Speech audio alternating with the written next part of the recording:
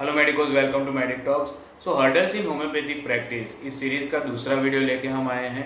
पहले वीडियो में हमें नॉलेज ऑफ डिजीज कैसे गेन करना चाहिए इसके बारे में मैंने बात की थी और उसके आंसर में मैंने कहा था कि आपको हॉस्पिटल में या एमडी फिजिशियन के पास या फिर किसी सुपर स्पेशलिस्ट डॉक्टर के पास जॉब करनी चाहिए।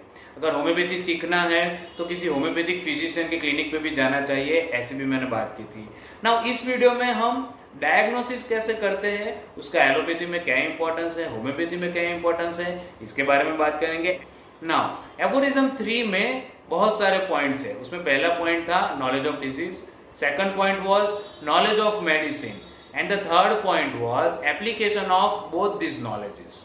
नाउ तो सबसे पहले हम जानेंगे कि डायग्नोसिस कैसे करते हैं। तो डायग्नोसिस करने के लिए आपके पास तीन चीजें होनी चाहिए। फर्स्ट इज केस टेकिंग और history taking, second is clinical and physical examination and third thing is investigation, lab investigation and radiological investigation. तो हिस्ट्री टेकिंग और केस टेकिंग में क्या क्या इंक्लूड होता है? पेशेंट की चीफ कंप्लेंट या प्रेजेंट कंप्लेंट, उसका ओरिजिन, ड्यूरेशन, प्रोग्रेस, कंप्लेंट्स कब से स्टार्ट हुई है, उसका ड्यूरेशन क्या रहा है और वो कितने हद तक प्रोग्रेस हो चुकी है, वो आपको जानना है। चीफ कंप्लेंट्स के बारे में जानने के बाद उसके अलावा पेशेंट के और कौन से साइंस एंड सिम्टम्स है वो आपको डिटेल में जानना है। एज वेल एज पेशेंट को पास में कोई मेडिकल कंप्लेंट रही थी या नहीं, वो कंप्लेंट के लिए पेशेंट ने मेडिकल ट्रीटमेंट ली थी या सर्जिकल ट्रीटमेंट ली थी, ये भी आपको जानना है। तो पास हिस्ट्री में medical history as well as surgical history लेनी है। पेशेंट की फैमिली हिस्ट्री आपको लेनी है, क्योंकि कई सारे डिजीज जो है वो हेरिडिटरी कॉजेज की वजह से होते हैं। अगर फीमेल है तो उसकी गायनेकॉप्स की हिस्ट्री भी आपको डिटेल में लेनी है। Now allopathic point of view से हिस्ट्री टेकिंग में इतना ही आता है। होम्योपैथिक पॉइंट ऑफ व्यू से केस टेकिंग या हिस्ट्री टेकिंग में कौन कौन सी चीजें आती है वो डॉक्टर हानेमन ने एफोरिज्म 83 से एफोरिज्म 104 में उसके बारे में लिखा है और उसमें कैसे आपको केस टेकिंग करना है इसके बारे में इंस्ट्रक्शन भी दिए हैं। इसके बारे में अगर आपको जानना हो तो हमारी चैनल पे एक वीडियो है, वो आप देख लीजिएगा। So the first step is case taking और हिस्ट्री टेकिंग, और उसमें भी सबसे ज्यादा इंपॉर्टेंट है चीफ कंप्लेंट और present complaint. Now case taking और हिस्ट्री टेकिंग करने के बाद बारी आती है फिजिकल एग्जामिनेशन और क्लिनिकल एग्जामिनेशन की।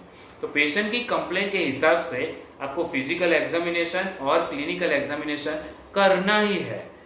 कोई भी पेशेंट हो, चाहे कैसा भी केस हो, आपको फिजिकल एंड क्लिनिकल एग्जामिनेशन करना ही चाहिए।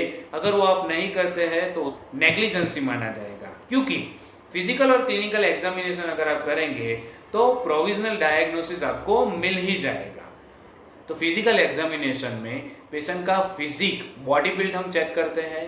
Eyes, sclera, conjunctiva, mouth, nose, ear, head, neck, then glands, especially lymph glands, then vital data, temperature, pulse, heart rate, respiratory rate, ये सारा जो डेटा है वो हम फिजिकल एग्जामिनेशन में लेते हैं।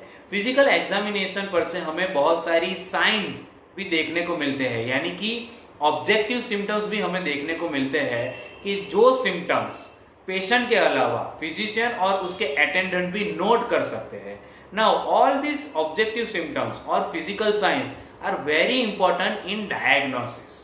Next is clinical examination. तो clinical examination में हम different system का examination करते हैं, जैसे कि nervous system, respiratory system, cardiovascular system, gastrointestinal system, locomotor system, ये सारी system का हम examination करते हैं। तो जब भी आपको clinical examination करना होता है तो उसमें चार चीजें आती है। इंस्पेक्शन, यानी कि पेशेंट को छुए बिना उसको देख के ही जज करना। दूसरा है पाल्पेशन, पेशेंट को टच करके जज करना। तीसरा है परकशन, यानी कि टैपिंग करके फिंगर की हेल्प से या तो फिर हैमर की हेल्प से टैपिंग करके पेशेंट की कंडीशन को जानना। और चौथा है auscultation, with the help of stethoscope patient की कंडीशन को जानना। ये चार चीजें इंक्लूड होती है। ये चार चीजें, इंस्पेक्शन, पाल्पेशन, परकशन और ऑस्कल्टेशन, आपको आना ही चाहिए। नाउ हिस्ट्री टेकिंग और case taking and this physical and clinical examination जब भी आप करते हैं तो ऑलमोस्ट सारे केस में आपको प्रोविजनल डायग्नोसिस मिल ही जाता है। अगर कोई कंफ्यूजन है, डिफरेंशियल डायग्नोसिस है, या तो फिर आपको अपना डायग्नोसिस कंफर्म करना है, तो आप रिपोर्ट्स करा सकते हैं, इन्वेस्टिगेशन करा सकते हैं।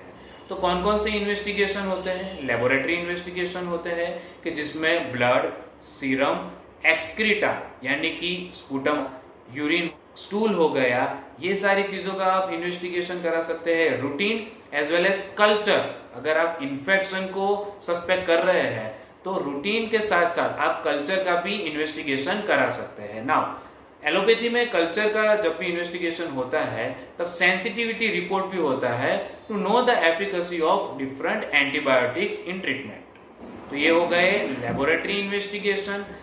Now next is radiological examination और रेडियोलॉजिकल इन्वेस्टिगेशन। तो रेडियोलॉजिकल एग्जामिनेशन में X-ray, sonography, CT scan, MRI, ये सारी टेक्निक्स यूज होती है। तो ये सारी चीजों के बारे में आपको प्रॉपर नॉलेज होना चाहिए। इसके अलावा कौन सा रिपोर्ट कब आपको नहीं कराना है ये भी आपको मालूम होना चाहिए। जैसे कि प्रेग्नेंट फीमेल्स में आप एक्सरे नहीं करा सकते, बार बार उसमें एक्सरे आप नहीं करा सकते, क्योंकि इससे रेडियोलॉजिकल हैजार्ड हो सकता है। जो भी वुम्ब में बच्चा है उसकी मेडिकल कंडीशन बिगड़ सकती है। तो आपको रिपोर्ट्स कब कराने हैं, कैसे कराने हैं, उसका रिस्क रेशियो कितना है, बेनिफिट रेशियो कितना है, वो भी आपको जानना है। और उसी के हिसाब से आपको पेशेंट को ये सारे इन्वेस्टिगेशन रेफर करने हैं। सो ये हो गई बात laboratory investigation and radiological investigation की। तो जब भी आप प्रॉपरली केस टेकिंग करते हैं, क्लिनिकल एंड फिजिकल एग्जामिनेशन करते हैं और लेबोरेटरी एंड रेडियोलॉजिकल एग्जामिनेशन करवाते हैं, तो अब आपके पास डायग्नोसिस आ जाता है। पेशेंट को क्या कंडीशन है, पेशेंट कौन से डिजीज से सफर कर रहा है, उसके बारे में आपको पता चल जाता है। नाउ नेक्स्ट इज डायग्नोसिस का एलोपैथी में क्या इंपॉर्टेंस है। तो एलोपैथी जो है वो डायग्नोसिस पर ही काम करती है। डिफरेंट डायग्नोसिस या डिजीज के ट्रीटमेंट में क्या क्या करना है, ये सारे प्रोटोकॉल्स उसमें रेडी ही होते हैं। होम्योपैथिकली डायग्नोसिस का इंपॉर्टेंस है या नहीं है, ये कंट्रोवर्शियल क्वेश्चन है। बहुत सारे होम्योपैथिक डॉक्टर्स ऐसा कहते हैं कि डायग्नोसिस का इंपॉर्टेंट है, बहुत सारे कहते हैं कि नहीं, डायग्नोसिस का कोई इंपॉर्टेंट नहीं है, सिर्फ साइन और सिम्टम्स का इंपॉर्टेंट है। एज अ क्लिनिशियन और होम्योपैथिक फिजिशियन मेरा ऐसा मानना है कि डायग्नोसिस का डेफिनेटली इंपॉर्टेंस है ही है। आपको डायग्नोसिस को डेफिनेटली जानना ही चाहिए, क्योंकि डायग्नोसिस पर से सबसे पहले आप पेशेंट को उसके डिजीज के बारे में एजुकेशन दे सकते हैं और उसको उसके हिसाब से काउंसिल करा सकते हैं। डायग्नोसिस पर से आप जान सकते हैं कि पेशेंट की कंडीशन क्योरेबल है या इनक्योरेबल है, एज वेल एज प्रोग्नोसिस यानी कि ये जो डिजीज है उसका फ्यूचर क्या होगा, वो कितने टाइम में क्योर होगा, वो भी आप जान सकते हैं। आपका ट्रीटमेंट का प्रोटोकॉल कैसा रहेगा, ट्रीटमेंट में आपको क्या क्या चीजों का ध्यान रखना पड़ेगा, एज वेल एज पेशेंट को क्या क्या चीजों का ध्यान रखना पड़ेगा, कौन कौन सी चीजें उसको रेफर करनी पड़ेगी, कौन कौन सी चीजें उसको अवॉइड करनी पड़ेगी, as well as lifestyle changes कितने करने पड़ेंगे, ये सारी चीजें जो है वो डायग्नोसिस पर से हमें मालूम पड़ सकती है। सो डेफिनेटली डायग्नोसिस का इंपॉर्टेंस है ही है। नाउ होम्योपैथी में बहुत सारे डॉक्टर्स कहते हैं कि डायग्नोसिस का इंपॉर्टेंस नहीं है, साइंस एंड सिम्टम्स का इंपॉर्टेंस है। तो यहां मैं बता दूं कि होम्योपैथी डायग्नोसिस का विरोध नहीं करती है, होम्योपैथी नेम्स का विरोध करती है। अगर if a patient is suffering from pneumonia, homeopathy में क्या होगा कि न्यूमोनिया से जो पेशेंट सफर कर रहा है उसको हम ट्रीटमेंट देंगे।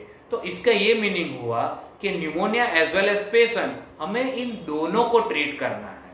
तो जब भी होम्योपैथी में ऐसा बताते हैं कि नोजोलॉजिकल टर्म्स या डायग्नोसिस को हमें ट्रीट नहीं करना है, तो इसका मीनिंग ये होता है कि हमें किसी नेम को ट्रीट नहीं करना है, लेकिन जो डायग्नोसिस या नेम है उससे जो पेशेंट सफर कर रहा है उससे हमें ट्रीट करना है ना। पेशेंट को उसके डिजीज से हम डिफर नहीं कर सकते, उससे हम उसको जुदा नहीं कर सकते हैं। तो सिंपल मीनिंग ये हुआ कि diagnosis is very important. So this is my stand and this is my point of view कि डायग्नोसिस इज वेरी इंपॉर्टेंट, उसको आपको ध्यान में लेना ही पड़ेगा।